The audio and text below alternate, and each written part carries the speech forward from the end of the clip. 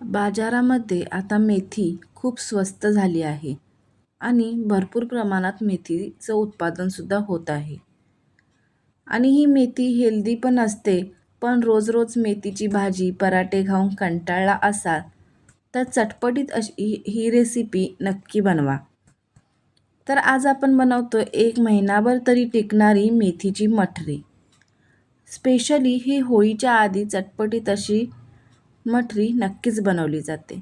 तर एका कढईमध्ये 1 चमचा मी तूप घालून त्याच्यामध्ये 1 कप मेथीची पानं घेतलीत, ती आपण भाजून घेणार आहोत.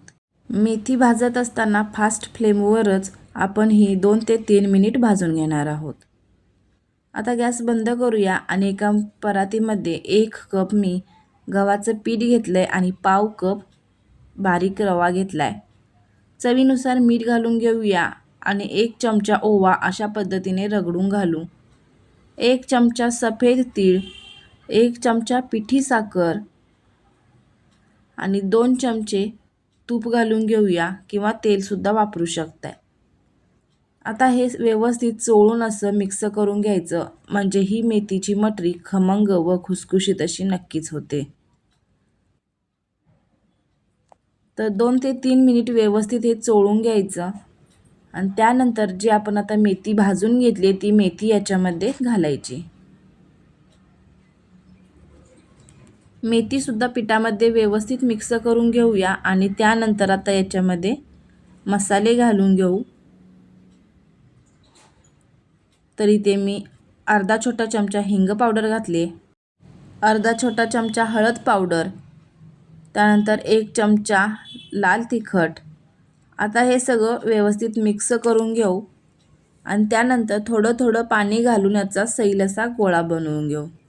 जसा आपण चपातीला बनवतो तशाच पद्धतीने गोळा बनवायचा आहे. जास्तसुद्धा घट्ट नाही बनवायचा आणि जास्तसुद्धा सैल नाही बनवायचा. जसं आपण चपातीला पीठ मळतो तशाच पद्धतीने हा गोळा मळून घ्यायचा. लहान मुलांना कुरकुरे, चिप्स वगैरे ह्या गोष्टी देण्यापेक्षा जर तुम्ही अशा पद्धतीने चटपटीत कुरकुरीत असा नाश्ता जर बनवून दिलात तर चालता फिरता ते नक्कीच घरामध्ये खाऊ शकतात किंवा त्यांना तुम्ही चहासोबत स्नॅक्स म्हणून सुद्धा ही मटरी देऊ शकताय. तर पिठाला मी थोडंसं तेल लावून घेतलं आणि 10 मिनिट आता आपण पीठ भिजत ठेवूया. तोपर्यंत आता आपण स्लरी बनवून घेऊ. त्यासाठी एका वाटीमध्ये मी 2 चमचे कॉर्नफ्लॉवर घेतलाय आणि 2 चमचे तूप घालून घेऊया. आता हे मिक्स करून घेऊ. कॉर्नफ्लॉवर वापरल्यामुळे आपल्या ह्या मटरीला कुरकुरीतपणा येतो. तर अजून थोडंसं तूप घालण्याची गरज वाटते, त्यामुळे अजून 1 चमचा मी तूप घालून घेते. तर मटरीसाठी लागणारी स्लरीसुद्धा इथे तयार झालेली आहे. आता पीठ भिजलं आहे का बघू. तर इथे बघा पीठसुद्धा आता हे व्यवस्थित भिजलेलं आहे. तर आता याचे गोळे बनवून घेऊया. तुम्हाला जितपत छोटे मोठे हवे त्या पद्धतीने तुम्ही गोळे बनवू शकताय. मी ते 3 गोळे बनवून घेते. तुम्हाला वाटेल 1 कप गव्हापासून कितपत नाश्ता होणार आहे, पण तुम्ही करून बघा, भरपूर इथे मटरी तयार होते. तर आता 1 गोळा मी गव्हाचं पीठ लावून पोळपाटावर घेतलाय. आता आपण लाटून घेऊया.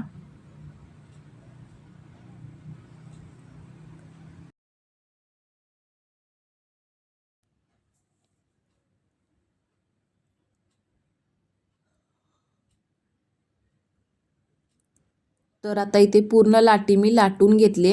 आता याच्यावरती आपण जी स्लरी बनवली ती स्लरी लावून घेऊया. सगळीकडे व्यवस्थित पसरवून घेऊ. त्यानंतर थोडंसं सुकं गव्हाचं पीठ घालूया आणि हे बघा व्हिडिओमध्ये दाखवल्या पद्धतीने दोन्ही बाजूने घडी घालायची. पुन्हा एकदा स्लरी लावायची, सुका गव्हाचं पीठ घालायचं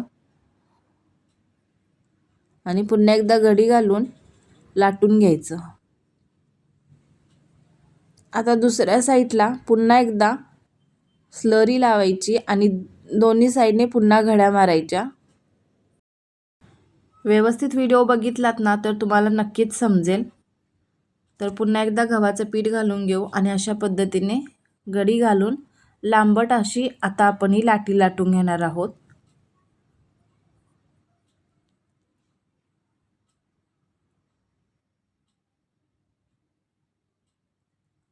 ही मटरी करण्यासाठी खूप सोपी रेसिपी आहे ही.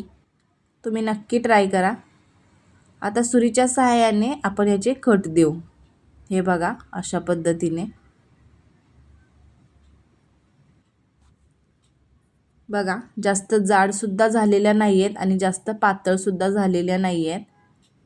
तर अशाच पद्धतीने आपण राहिलेल्यासुद्धा लाटून घेऊया आणि जसं पहिली आपण प्रोसेस केली तशाच पद्धतीने आपण बाकीच्या मटरी बनवून घेऊ. तुम्ही माझा व्हिडिओ कुठून बघताय ते कमेंटमध्ये मला नक्की सांगा, म्हणजे मलासुद्धा समजेल की माझा व्हिडिओ कुठे कुठे पोचतो आहे.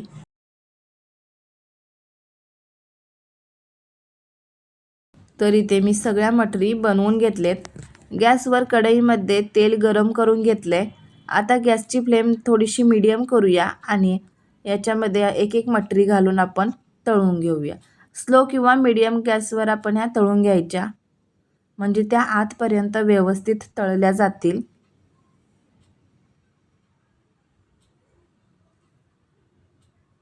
हे बघा मस्त फुललेत आणि लगेचच तेलाच्या वरती आलेत.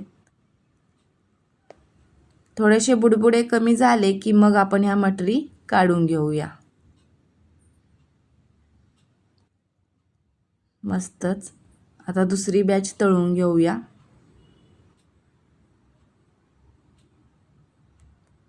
तेलामध्ये सोडल्यावर लगेचच बघा तेलाच्या वरती येतात फुलून.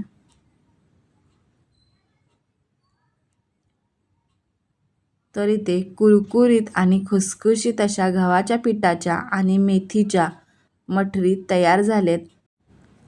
चहासोबत उत्तम असा हा नाश्ता तयार झालेला आहे.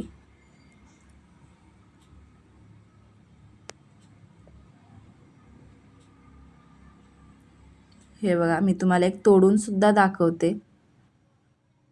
मस्तच. आजचा व्हिडिओ तुम्हाला आवडला असेल तर व्हिडिओला एक लाईक नक्की करा आणि तुम्ही सुद्धा या मटरी घरी नक्की बनवा आणि कशी झाली ते कमेंट करून सांगायला अजिबात विसरू नका. आजचा व्हिडिओ तुम्ही वेळात वेळ काढून पाहिलात त्याबद्दल धन्यवाद. पुन्हा भेटूया अशाच एका नवीन आणि झणझणीत अशा रेसिपीसोबत.